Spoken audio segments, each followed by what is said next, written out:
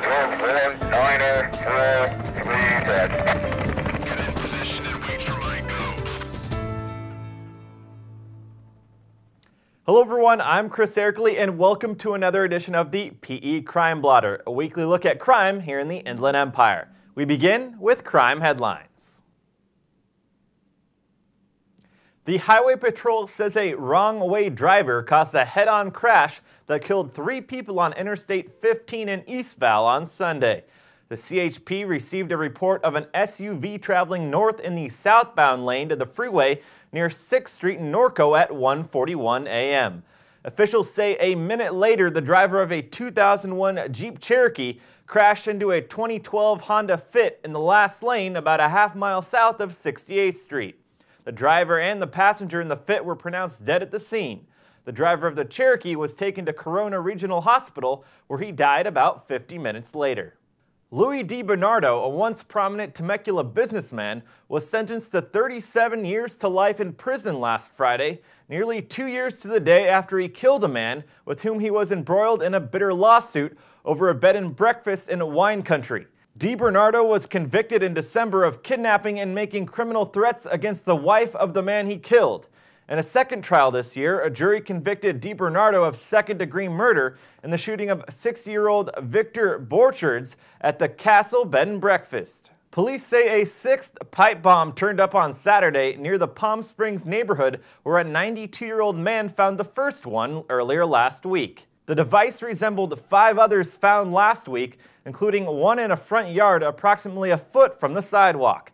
The device was confirmed to be a live constructive device and was rendered safe later that afternoon. The Palm Springs Police Department asks anyone with information to call them at 760-323-8115. 2 suspects in a March 26th smash-and-grab robbery in Victorville that left 1 man dead were arrested May 7th by Deputy U.S. Marshals and local police in Columbus, Georgia. Officials say 21-year-old Larry Ferdew and 17-year-old Randy Ardle Rollins were returned to San Bernardino County, where they were jailed for investigation of murder and robbery.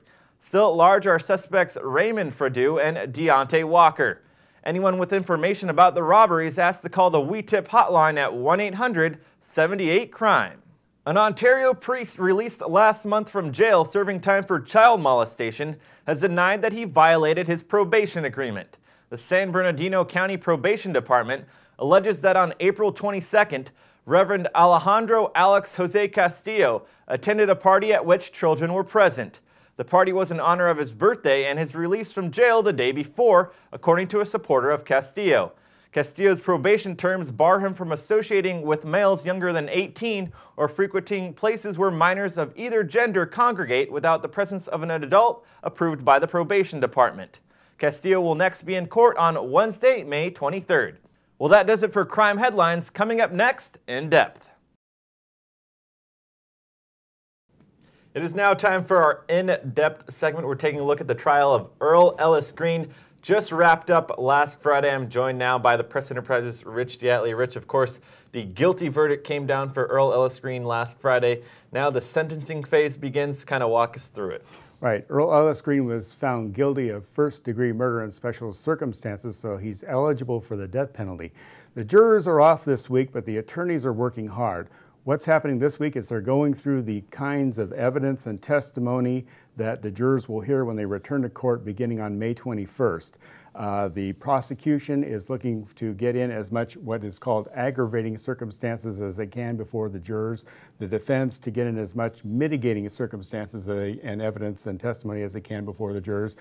The prosecution, of course, wants them to conclude that Earl Ellis Green deserves to have a death penalty recommendation. The defense attorneys are hoping for life in prison without parole. What they're doing now is going over exchanging witness lists, going over what in Green's prior offenses can be mentioned before the jury. Most of them can, but they cannot hear about a couple of cases where apparently there was no violence or threat of violence. The rules don't permit that.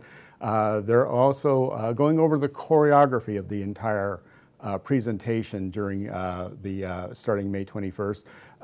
That would include whether or not the two prosecutors will get to offer each a closing statement. The judge ruled that they can.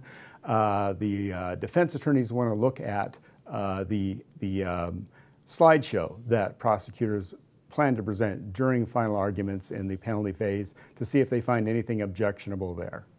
Now, the list of who will be speaking has not been announced yet, but you got to imagine that we will probably hear from the family of Officer Bonaminio.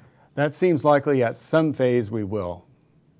All right, Rich, and obviously the sentencing phase begins with the jurors coming in May 21st. How long, ballpark figure, can we expect things to play out? I would say it may be concluded by the end of the week. All right, Rich, thanks for joining us. Be sure to keep us updated as the sentencing phase progresses. That does it for our In-Depth segment. Coming up next, Rich will be back with On the Docket.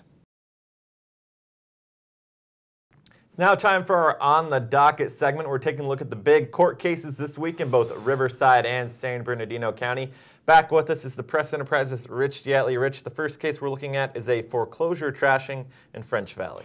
Right. It's former San Diego police officer Robert Acosta and his wife Monique.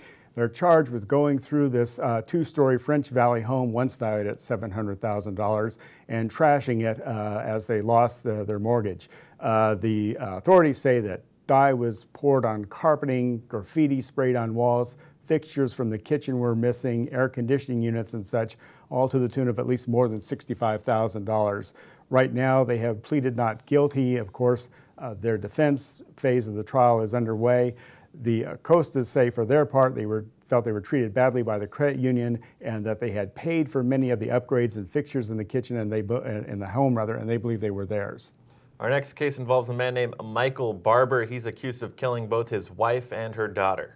That's correct. This was in 2009. Barber was charged with slaying both his wife and the little girl when DNA test results came back to show that he was not the father. This is a death penalty case. He has pleaded not guilty. There's a hearing this week, and they expect trial to begin for Barber sometime in mid or late June. Finally, our last case involves the owner of Duke's Steakhouse in Hemet. All right, Maurice Japril, he is charged with 21 counts, 16 of them felonies for various kidnapping and sexual assault charges against a 20-year-old woman who worked at the restaurant. Authorities say these incidents took place between September and November of last year until the woman and her co-workers reported them led to police. All right, Rich, thanks for joining us. That does it for our On the Docket segment. Coming up next, Off the Beat, we're discussing the Bomb Squad. Now time for our Off the Beat segment. Today's topic, the Bomb Squad. Plenty of activity for the Bomb Squad here in the IE since the beginning of 2012. 7 calls in particular that we've made note of. I'm joined by the Press Enterprise's Eric Vilchis. He's here to break it down and maybe have a little bit of a laugh because luckily none of these have been a real threat. That's right. In fact, moment of silence for our latest victim down in the Murrieta Starbucks. A briefcase with an iPad in there had to be taken care of. That's why we're calling this the year of the bogus bomb. Remember back in April, a man walked into the Loma Linda emergency room with what he said was an explosive device strapped to his body. Well, the police were called and they took him off to the side after they evacuated a number of buildings. Turned out was no bomb, it was bogus. Then another time there was a cardboard box over in Eastvale at the Walgreens that was called in as a bomb. When investigators got there and checked it out, the cardboard box was empty. No bomb, it was bogus. And of course, there are times, though, when the bomb squads have to take a little bit more action than that, and they have to dispose of the suspicious device. There was the case here at the DEA building in Riverside where they found a canister with protruding wires, and so they sent in the robot. They blew it up. Just like the one down at Starbucks in Murrieta, they x-rayed the briefcase, saw a computer board in there and a few wires. Solution? Send in the 12-gauge water cannon, blow it up. There was the best one, though, was when somebody called in bomb scares to the Riverside and San Bernardino courthouses back in January. They had to evacuate 3 different courthouses, so it caused quite a mess. But they found 2 devices that they decided they needed to dispose of, 2 suspicious devices. Turns out one of them was a courier's briefcase, and all of his paperwork was blown all over the place. But it could have been worse because they almost blew up also his lunch bag, which would have cost him his bologna sandwich. That would have really been bogus. Yeah, that would have been a messy situation. As funny as these are, you got to imagine that the bomb squad is hoping these go the way of the Macarena. That's right. Thankfully that there haven't been any real serious incidents, and thank goodness we have these bomb squads that are out there doing a great job for us. All right, Eric, thanks for joining us. That wraps up this week's Off the Beat segment and also wraps up this week's PE Crime Blotter. Thanks for joining us, and we'll see you next week.